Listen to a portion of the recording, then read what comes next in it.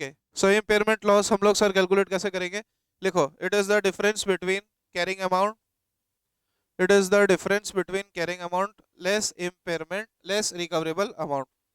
So question का आधी calculation तो जो है यहीं पर खत्म हो जाएगी जब आपने इम्पेयरमेंट लॉस को सही निकाल लिया हो। इम्पेयरमेंट लॉस को आप सही निकालोगे, कैसे निकालोगे? That is simply the difference between carrying amount minus, बोलो कौन सा amount? Recoverable amount. So carrying amount minus recoverable amount is your impairment loss. बोले हाँ है ना? कोई डाउट, कोई प्रॉब्लम? चलिए एक छोटा सा क्वेश्चन करते हैं सो दैट आपको सारी भाषा समझ में आए जो अभी तक हमने पढ़ी। लिखना असेट, ब्रैकेट में लिखना फर्नीचर,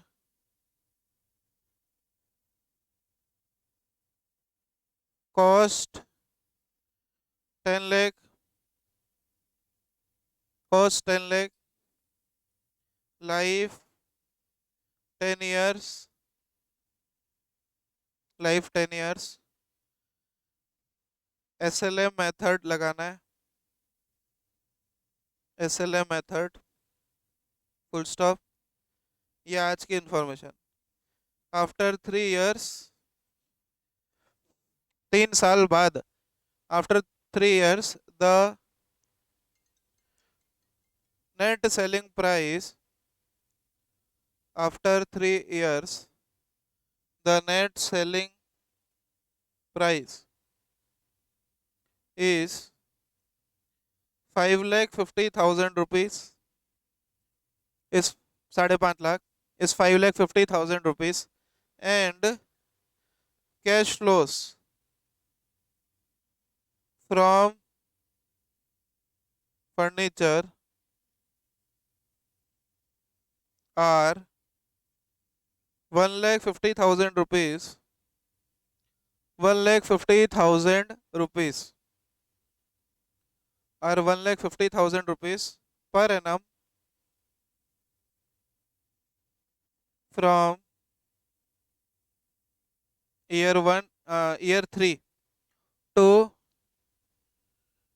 अच्छा आफ्टर 3 ईयर 4 देना पड़ेगा, year 4 to year 10, comma discount rate is 15%, 15% discount rate. Calculate step by step, आता है सबको?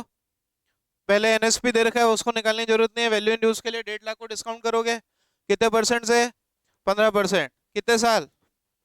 ईयर 3 से लेके, लेकिन हम आफ्टर 3 ईयर पे खड़े, ध्यान रखना।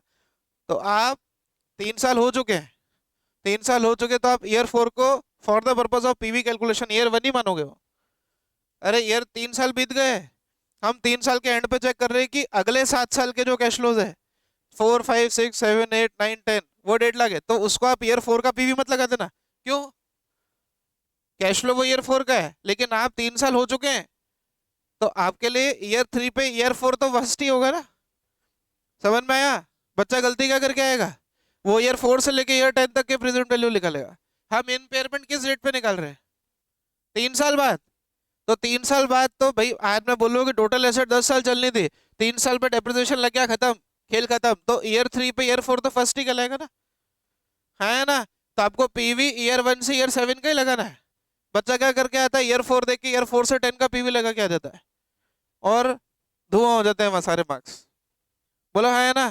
तो आपको ईयर 3 पे निकालना है। Calculate impairment loss. अरे समझ में आ रहा है मैंने क्या समझाया? Calculate impairment loss at year 3, question लिख के दे रहा है। तब बताओ ईयर 3 एंड पर ईयर 4 तो फर्स्ट ही कहलाएगा ना, आया ना? निकालो फटाफट से सब लोग। पहला बेसिक डाउट जो एक स्टूडेंट गलती करके आता है वो ये कि वो ईयर 4 से लेके 10 क्वेश्चन देख के ईयर लगा देता है PV फैक्टर। मैंने आपको क्या बोला? क्वेश्चन क्या कह रहा है आपको? Impairment loss. अरे एसेट क्या डे 1 पे आती है इम्पेयर होती क्या? प्रैक्टिकली सोच के देखो, 10 लाख की एसेट, 10 साल लाइफ है, क्या वो डे वन पे इम्पेयर करोगे? अगर आप ऐसा सोच रहे हो कि सर हम पहले 1.5 लाख पे फर्स्ट ईयर का डिस्काउंटिंग फैक्टर नहीं लगाए, हम चौथे साल का लगाते हैं, तो मुझे एक बात बताओ, पहली बात तो 1.5 लाख फर्स्ट ईयर पे तो दिया ही का है, 1.5 लाख कितने ईयर पे दिया है? फोर्थ पे। तो तुम इम्पेयरमेंट 3 साल करने के बाद, डेप्रिसिएशन माइनस करने के बाद ही उसको कैरिंग अमाउंट से निकालोगे ना। क्या कोई ऐसे डे वन पे आते ही इम्पेयर होती है क्या? अरे एसी क्या घर में आते ही इम्पेयर हो गया? नहीं। तो आपको ईयर 4 पे पीवी फैक्टर कौन सा लगाना पड़ेगा? फर्स्ट का लगाना पड़ेगा, क्योंकि आफ्टर 3 इयर्स का मतलब क्या होता है? फिर तो क्वेश्चन क्या लिखे, इम्पेयरमेंट एट द बिगनिंग। कभी प्रैक्टिकली सोचो कि एसेट क्या नहीं कि नहीं आते ही, देखो बहुत बड़ा डाउट तो नहीं है, ये बहुत बेसिक डाउट है स्टूडेंट का, लेकिन फिर भी स्टूडेंट क्वेश्चन को गलत करके आएगा एग्जाम में। वो क्या करके आएगा, 1.5 लाख पे ईयर 4 का फैक्टर लगाएगा, ईयर 4 से 10 तक फैक्टर लगा दोगे पागल जैसे। लेकिन बताओ मुझे, क्या ईयर 1 पे एसेट इम्पेयर हो रही है? क्या एसेट इम्पेयर 3 साल के बाद हो रही है? तो जो फर्स्ट 3 इयर्स का एडजस्टमेंट है वो तो मैं कैरिंग अमाउंट में कर दूंगा ना। और ईयर 4 पर दिया क्वेश्चन में कैश फ्लो ईयर 4 का है, लेकिन आफ्टर 3 इयर्स का दिया है ना, तो आफ्टर 3 ईयर पे ईयर 4 कौन सा होगा? 1। आ रही बात समझ? बोलो कोई डाउट? चलो स्टेप बाय स्टेप सॉल्व करते हैं। सबसे पहले step number 1, carrying amount. Carrying amount is equal to 10 lakh रुपए माइनस 3 साल एसेट डेप्रिशिएट हो गई है, तो -3 लाख एसएलए मेथड लग रहा है, वही अब निकाल रहे, रुक।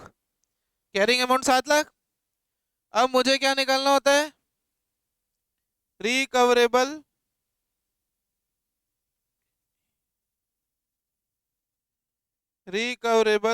अमाउंट। रिकवरेबल अमाउंट क्या होता है बोलो?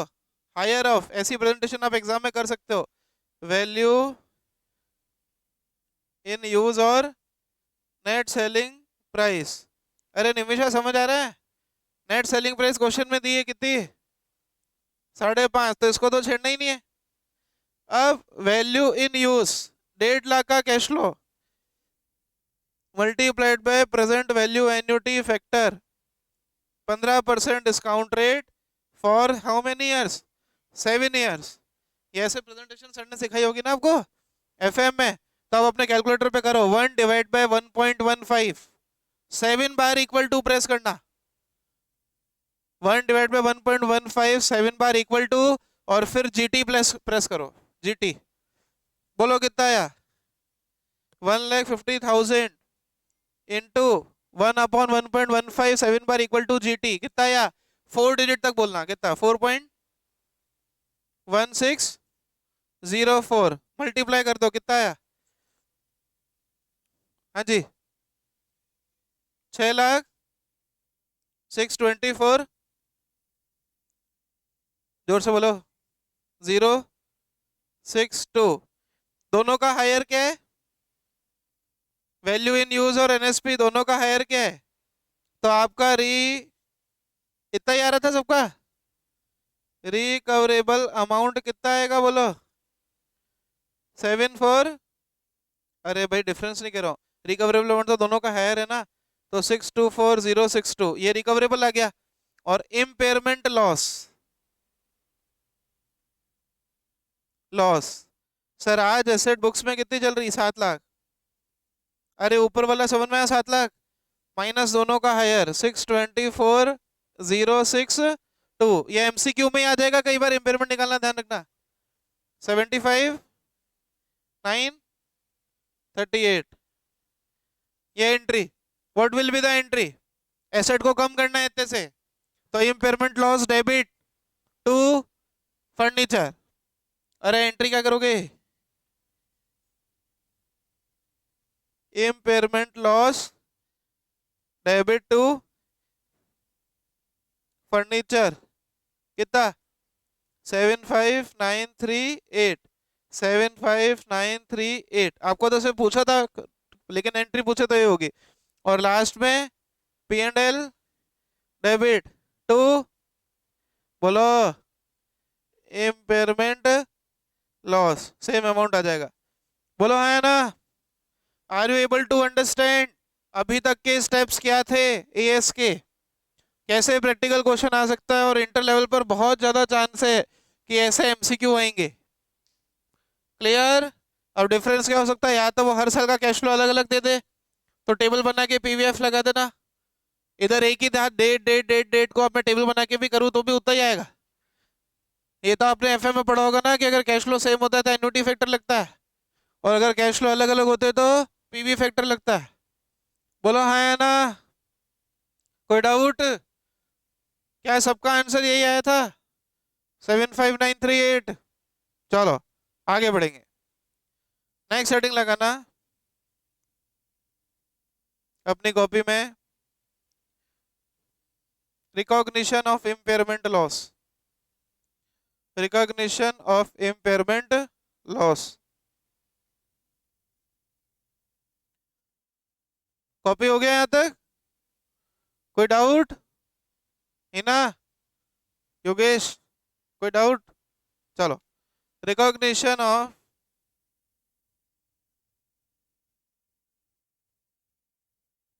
रिकॉग्निशन।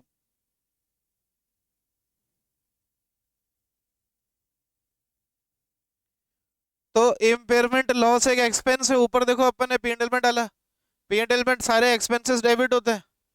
अरे हाँ या ना, 11th क्लास। तो इसको कहते हैं recognition as an expense.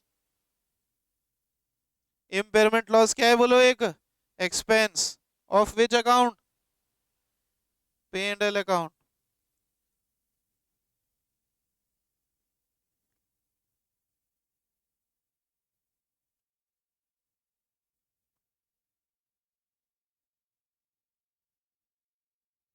Okay, अब एक नया कॉन्सेप्ट आता है आपका AS28 का, यहाँ तक लिख लो सब लोग, जिसको हम लोग कहते हैं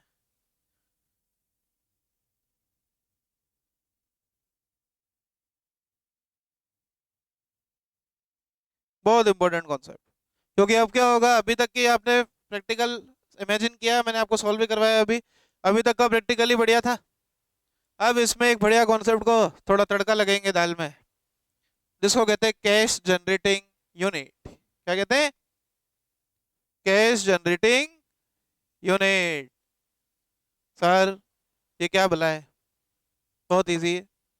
यह आपके एंटरप्राइज का या फिर ये आपके ऑर्गेनाइजेशन का स्मॉलेस्ट ग्रुप ऑफ एसेट है, जो कि इंडिपेंडेंट कैश फ्लो जनरेट करता है आपके अदर एसेट से।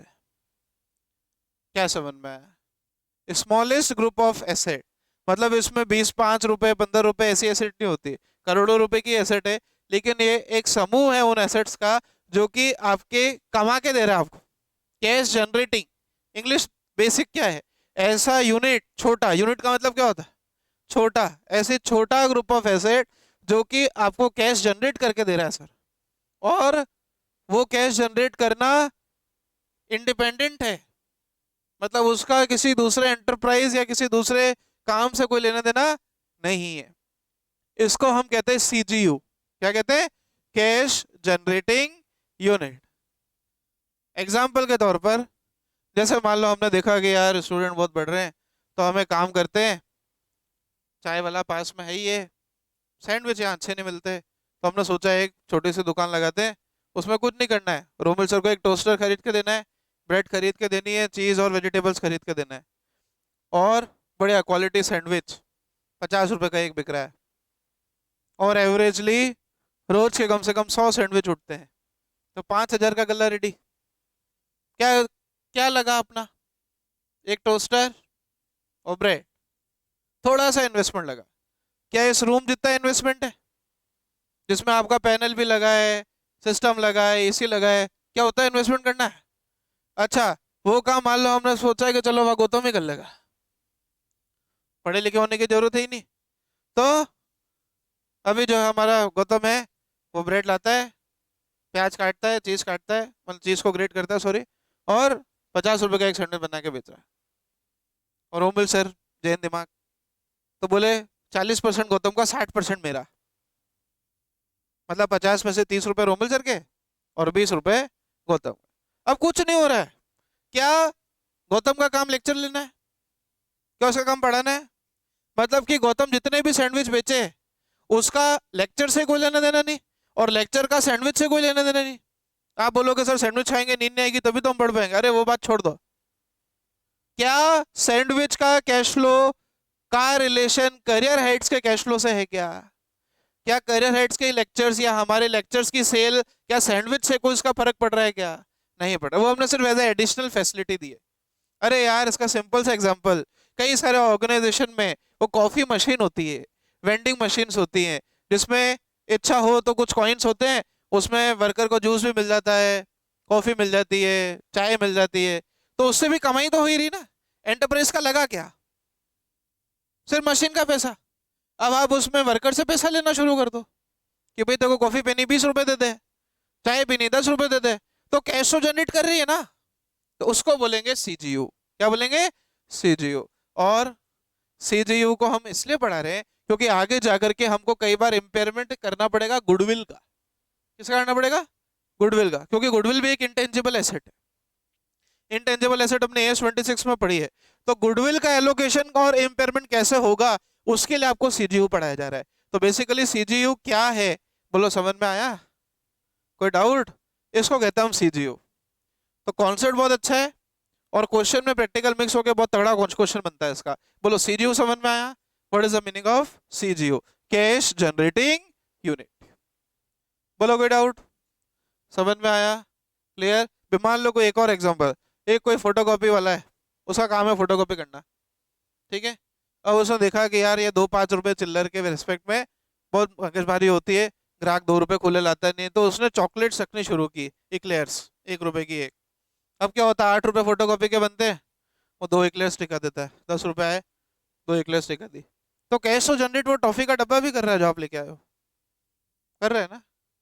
फिर उसने 100 इक्लेयर्स का डब्बा लेके आया, तो 100 रुपए तो उस इक्लेयर से जनरेट किए ना, 80 रुपए किसने जनरेट किए? फोटोकॉपी ने।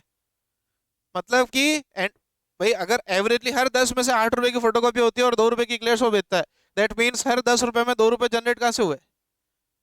टॉफी से। तो दे वो टॉफी वाला जो डब्बा है that is a CGU. Is it clear? समझ में आया? इसलिए इसके डेफिनेशन में क्या लिखा है? स्मॉलेस्ट ग्रुप ऑफ एसेट जो कि कैश फ्लो जनरेट तो करती है लेकिन वो कैश फ्लो इंडिपेंडेंट होते हैं फ्रॉम अदर एसेट्स। क्या फोटोकॉपी मशीन और टॉफी के डब्बे का कोई लेन देन है? नहीं। क्या कैरल राइड्स और गौतम के सैंडविच बनाने का कोई लेन देन है? नहीं है। तो उसको क्या बोलेंगे? Cash generating unit. बोलो कोई डाउट, कोई प्रॉब्लम? लिखिए, a CGU is an a CGU is an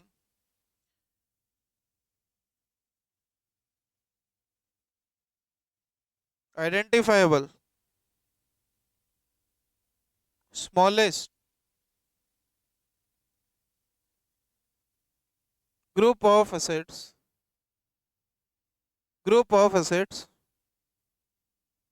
that generates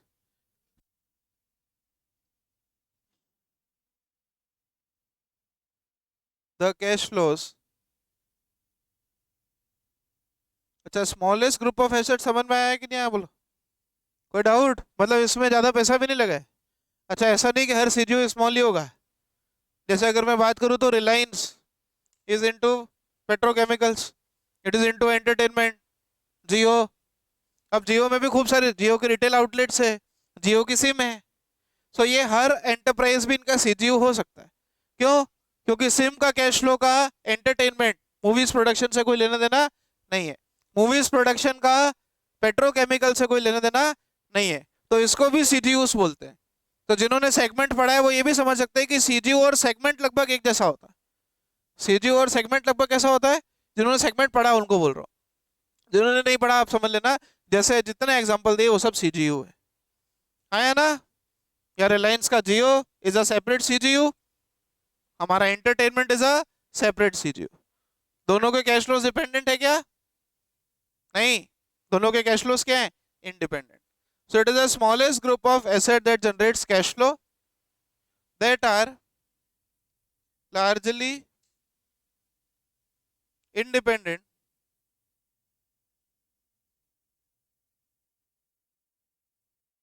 that are largely independent from other assets और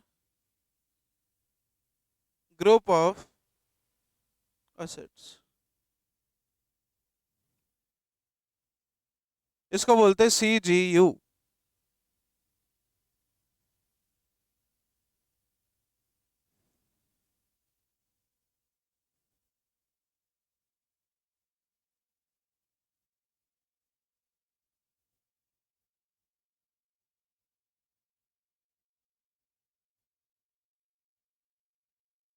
बोले यहाँ तक कोई डाउट? अच्छा, CGU में आप पर्टिकुलर एसेट को खरीद सकते हो, बेच सकते हो। मतलब मान लो कभी वो कॉफी मशीन आउटडेटेड हो गई तो नहीं ला सकते हम? नहीं ला सकते ना। भाई गौतम का टोस्टर खराब हो गया, सैंडविच टोस्टर, तो नया खरीद के दे सकते हो उसको, आया ना?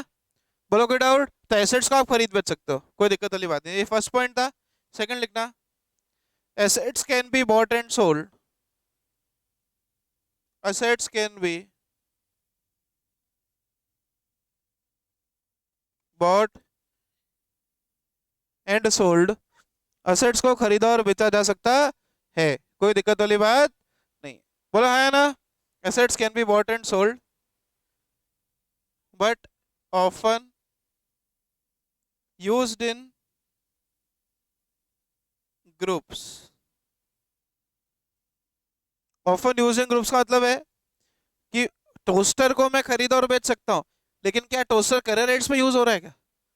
नहीं हो रहा है। ऑफन यूज इन ग्रुप्स का मतलब क्या है? कभी भी ग्रुप में यूज या तो नहीं होगा या कभी कभी होगा। मान लो रोमिल सर को खुद के लिए सैंडविच बनाना है, तो वो थोड़ा ना गौतम को 50 रुपए का सैंडविच बेचेंगे। मतलब गौतम रोमिल सर थोड़ा ना 50 रुपए सैंडविच बेचेगा। सर क्या बोलेंगे, ला टोस्टर ला, मैं खुद बना लेता हूँ मेरा। यस और नो? ऑफन यूजिंग ग्रुप मतलब वो सीजीयू में ही यूज होती है। सैंडविच टोस्टर गौतम की दुकान में ही यूज होता है, उसका कलर एड्स प्रीमाइसेस में कोई लेना देना नहीं। ऑफन का मतलब क्या होता है? कभी कभी यूज होता है इन ग्रुप में। बोलोगे डाउट? समझ में आया? कोई दिक्कत? थर्ड लिखना, revenue and cash flows, revenue and cash flows from use of various assets, revenue and cash flow from use of various assets cannot be attributed to individual asset। मतलब cash flow जो एक CGU generate कर रहा है, कौन generate कर रहा है? सीजीयू, उसका रेवेन्यू आप हमारी किसी दूसरी एसेट से एलोकेट नहीं कर सकते। कि भैया मान लो सबसे ज्यादा सैंडविच मान लो 11th क्लास 12th क्लास के बच्चे खाते हैं, तो आप ये नहीं बोलोगे कि कैरियर हाइट्स की 11th की और 12th की रिसिप्ट्स में आप इन रिसिप्ट्स को ऐड कर दो, नहीं। सैंडविच का रेवेन्यू अलग ही, तो भले ही 11th 12th के बच्चे ज्यादा खाते हो, मतलब क्या मैं उनकी रेवेन्यू में थोड़ा ना ऐड कर दूंगा? भाई कैरियर हाइट्स की 11th की बस फीस आ रही है, 12th की फीस आ रही है, तो क्या उनकी फीस में मैं रेवेन्यू का एलोकेशन थोड़ी कर दूंगा? कौन से रेवेन्यू का? सैंडविच का। क्लियर? सो आप इस रेवेन्यू मतलब इसका रेवेन्यू कॉस्ट भी सेपरेट है। अरे गौतम की दुकान का, सैंडविच की दुकान का इनकम एक्सपेंसेस सेपरेट है, और इसका आप कह सकते हो एसेट भी सेपरेट है। क्लियर? ना तो उसके सैंडविच टोस्टर का कहीं यहाँ पर कुछ लेन देन है, ना ही उसके रेवेन्यू का हमारे रेवेन्यू से कोई लेन देन है। Means cash flow from use of various asset, मतलब एसेट मतलब सीजीयू के एसेट का रेवेन्यू, गौतम के सैंडविच टोस्टर बेचने का जो रेवेन्यू है, can not be attributed to हमारी इंडिविजुअल एसेट। हाँ जी, कैंटीन खोली मतलब अपने ही खोली। मॉडर्न स्कूल्स होते हैं, है ना, 2-2 लाख रुपए लेते हो महीने के, जैसे छोटे छोटे बच्चों के फर्स्ट क्लास सेकंड क्लास। काफी सारे स्कूल तो उदयपुर में ही है, निर्जा मोदी हुआ, डीपीएस हुआ, ठीक है, ऐसे कई स्कूल हैं जो बच्चों को सुबह से लेकर आजकल तो शाम तक पालते हैं, क्योंकि माँ बाप तो दोनों काम कर रहे हैं, उनके पास में टाइम नहीं है। हैं? तो मान लो अब जैसे भव्य है, अब भव्य का बच्चा हुआ जूनियर भव्य, तो अभी भव्य भी बिजी, बीवी भी बिजी, तो इसने स्कूल में डाला। बोले हमसे तो नहीं संभलेगा, 6 बजे तक तुम ही संभालो इसको जब तक हम जॉब पे। तो उसमें क्या होता है, स्कूल की फीस में ही ट्यूशन फीस, डेवलपमेंट फीस, उसमें ही फिर डे केयर की फीस, उसमें मील्स का पैसा सबका मिला करके मान लो 2 लाख रुपए दे रहा है महीने का, तो उसमें आप इसको सीजीयू नहीं बोलोगे, वो सीजीयू नहीं है, वो स्कूल के इंटीग्रेटेड ही पार्ट है उसका।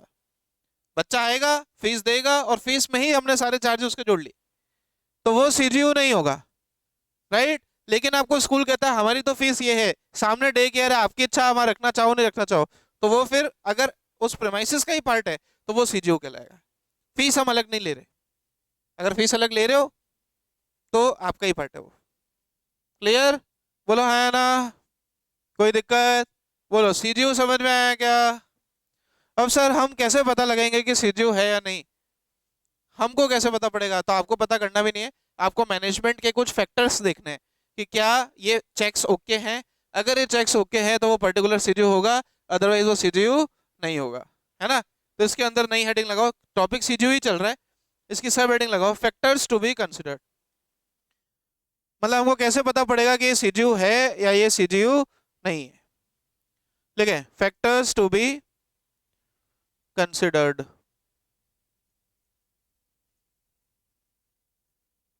Factors to be considered.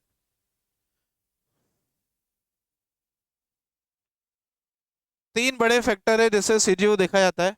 First point लिखना, how management monitors its operations. How management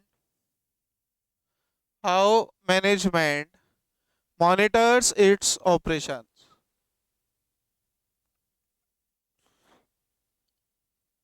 मतलब एंटरप्राइज अपने ऑपरेशन के क्या ग्रुप्स बना करके बैठा है, या मैनेजमेंट को क्या लगता है कि हमारे क्या क्या ऑपरेशंस हैं। First point. सेकंड लिखना, हाउ मैनेजमेंट मेक्स डिसीजन।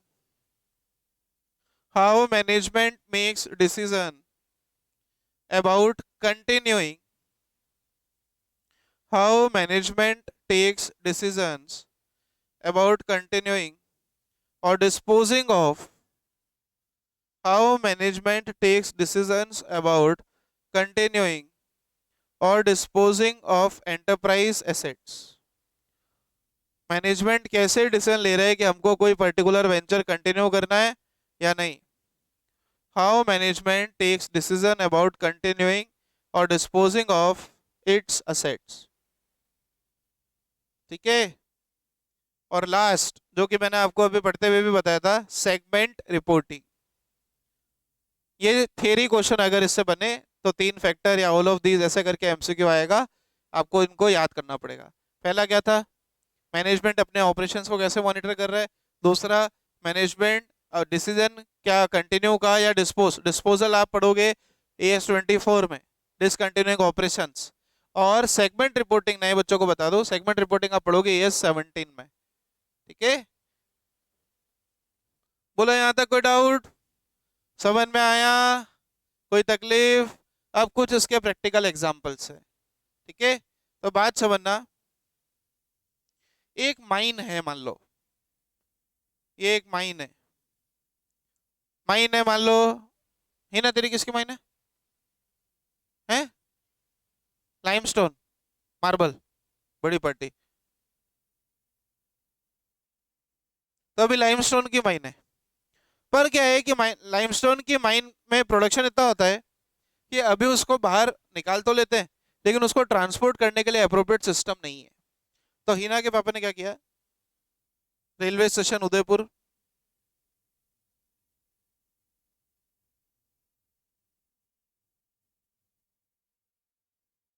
को रिक्वेस्ट की कि आप माइन से लेके स्टेशन तक क्या डालो, एक रेलवे ट्रैक डालो, ताकि हम जितना भी प्रोडक्शन हो सही से बेच सके पूरे भारत में, राइट।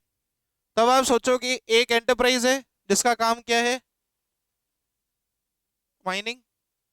क्या है बोलो? माइनिंग। उसने एक रेलवे सिस्टम या आप कह सकते हो रेलवे की ट्रैक बनवाई, ताकि मालगाड़ी, चित्तौड़ में है ऐसा, देख के आना, कभी देखने को मिलेगा।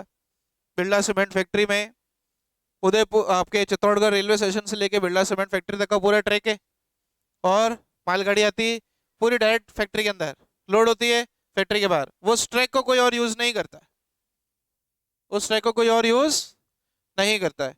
अब सिचुएशन ये है कि ये जो प्राइवेट रेलवे है, इसको आप सिर्फ स्क्रैप में डालोगे, इसका कोई और यूज थोड़ी है। ये तो सिर्फ हमारी कंपनी में लाने तक के लिए और यहाँ से माल ले जाने तक के लिए ही यूज होता है। तो क्या एंटरप्राइज माइनिंग, माइन वाले ही ना लाइमस्टोन बेचती है कि रेलवे को बेचती है? ट्रेन थोड़ा ना बेच रही इधर उधर, या कोई इसने कोई मालगाड़ी थोड़ी, ये मालगाड़ी चल रही है, कोई पैसेंजर ट्रेन थोड़ा ना चला दी कि हाँ उदयपुर रेलवे स्टेशन से मेरी माइन, मेरी माइन से रेलवे स्टेशन, ऐसा थोड़ी है। This railway track is exclusively used for what purpose? Mine purpose. तो क्या ये कुछ कमा के दे रहा है? अरे रेलवे ट्रैक कुछ कमा के थोड़ी दे रहा है, कमा के तो मार्बल दे रहा है ना। रेलवे ट्रैक से कोई कमाई हो रही है क्या? मैंने बोला कि क्या यहाँ से लोगों को इधर उधर ले जाया जा रहा है क्या, कि चलो वहाँ पिकनिक करके आते हैं हिना की माइन पे, ऐसा है क्या? नहीं है। तो ये माइन, ये जो माइन है इसी का ये इंटीग्रल पार्ट है। अरे हाँ है ना। तो क्या इसको सीजीओ बोलोगे क्या? क्यों? क्योंकि ये कोई कैश फ्लो जनरेट करके नहीं दे रहा, और इसको एंटरप्राइज सिर्फ स्क्रैप में बेचेगी। जब भी कभी माइन बंद होगी, भाई माइन का लाइफ मान लो 100 साल, तो 100 साल तक अंदर से मार्बल निकाला, बाकी माइन खत्म, तो अभी सिल्वर ट्रैक को भी क्या करना पड़ेगा? उखेड़ के खत्म करना पड़ेगा। माइन तो एग्जिस्ट नहीं करती ना। So that can not be a CGU, ये कोई सीजीयू नहीं। एग्जाम्पल समझ में आया? कोई डाउट? तो सर सीजीयू क्या होगा, उसके और एग्जाम्पल से भी आगे आएंगे। बोलो समझ में आया? लिखो फर्स्ट एग्जाम्पल, ये नहीं बनाना है, मैं लैंग्वेज लिखवा रहा हूँ। अ माइनिंग एंटरप्राइज, सीजीयू एग्जाम्पल 1, ऐसे लिखना, सीजीयू एग्जाम्पल 1। अरे इस रेलवे की लाइन से कोई कैश फ्लो हो रहा है क्या हिना को? क्या पैसेंजर के आना आना जाने के लिए थोड़ा ना बनाई है? किसके लिए बनाई है? सिर्फ कंपनी के लिए। हाँ, पर मान लो उधर माइन के पास में एक रेलवे स्टेशन होता, कहाँ पे जगह का नाम है? दिलवाड़ा, मान लो दिलवाड़ा में ही माइन है। अब दिलवाड़ा का रेलवे स्टेशन भी इसके माइन के पास ही है। तो अब क्या होता है, कभी कभी मालगाड़ी आती है, कभी कभी पैसेंजर ट्रेन भी आती है। तो अब वो इंडिपेंडेंट जनरेट कर रहा है, लेकिन वो हिना की खरीदी हुई ट्रैक नहीं है। यस और नो? तो that also can not B CDO for Hina, लेकिन गवर्नमेंट के लिए सेपरेट सीडीओ हो सकता है। गवर्नमेंट के लिए सेपरेट सीडीओ हो सकता है। बोलो हाँ है ना? कोई डाउट? लिखो, a mining enterprise owns a private railway support system. यहाँ पर एग्जाम्पल में ही लिख दिया कि ये रेलवे सिस्टम क्या है? प्राइवेट है। सिर्फ मालगाड़ी आएगी और मालगाड़ी यहाँ से जाएगी। बोलो हाँ है ना? A mining enterprise owns a private railway support system for its activities. Owns a private mining, a mining enterprise owns a private railway system for its mining activities. Okay, which does not generate any cash inflows. Which does not generate any cash inflows. बोलो, क्या ये railway track private है? क्या कोई ये cash flow कमा के दे रहा है? अरे क्या ऐसे कोई कैश जनरेट हो रहा है क्या? सीधा मालगाड़ी आ रही, जा रही, आ रही, जा रही। So it can not be a CGU, so it can not be a CGU, so it can not be a CGU for mining enterprise, so it can not be a CGU for mining enterprise.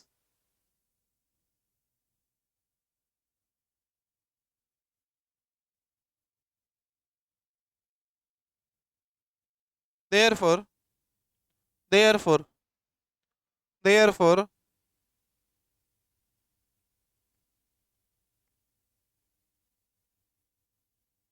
therefore इस railway track को हम separate CGO नहीं मानेंगे।